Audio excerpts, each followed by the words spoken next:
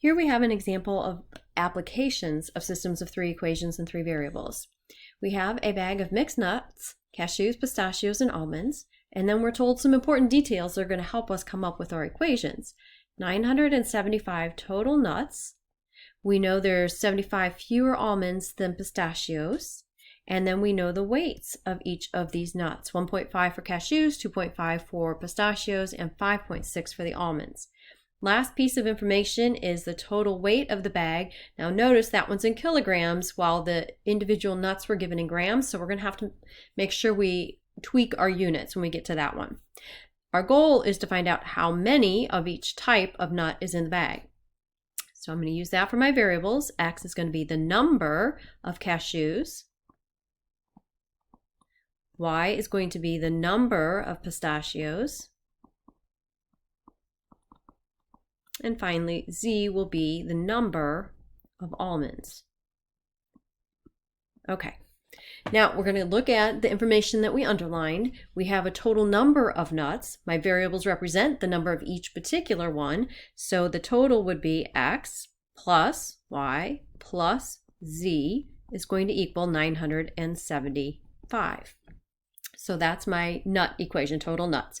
Then the next one is a relationship between just the almonds and the pistachios.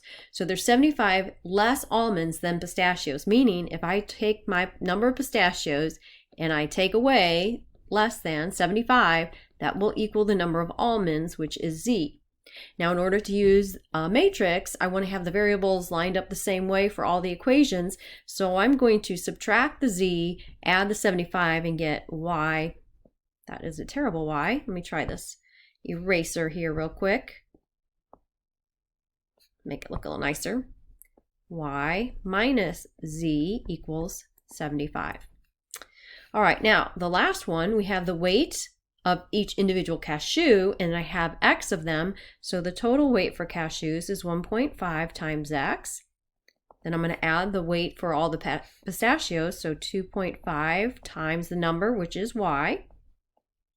And add to that the almonds, 5.6 times the number of almonds, which we say is Z. Now that total needs to add up to 2.685 kilograms, but these are in regular grams, so I need to convert. That's very easy to do. If you multiply kilograms by 1,000, that's telling you how many grams you have in there, so 2,685 grams. Okay, so now I'm going to use a calculator to do this. So I come up with an augmented matrix by just taking all those numbers off of the equations. First one, no big deal. Second one, there's no X, so remember you have to put a 0 in there. 1, and then don't forget that's a negative 1, that's important, and 75. And then the last equation is very similar. We just squeeze these little numbers in here. And 2,685. All right, now we're going to enter that in our calculator. Now, oops. There we go. Sorry about that. So in my calculator, I have already entered this information in here. All right, so I'm going to go to the matrix, show you that. It is a 3 by 4, 3 rows, 4 columns, and I've got all the information already entered in there. I'm going to quit from that. Go back to matrix, and we're going to do the math, and the math we want is the RREF matrix. So make sure you scroll down all the way to B, hit enter, and then we tell it the name. Well, I put it in A, and here's my answer. So it looks like this. 1 0 0 0 1 0 0 0 1, and then the numbers on the other side, 450, 300, and 225.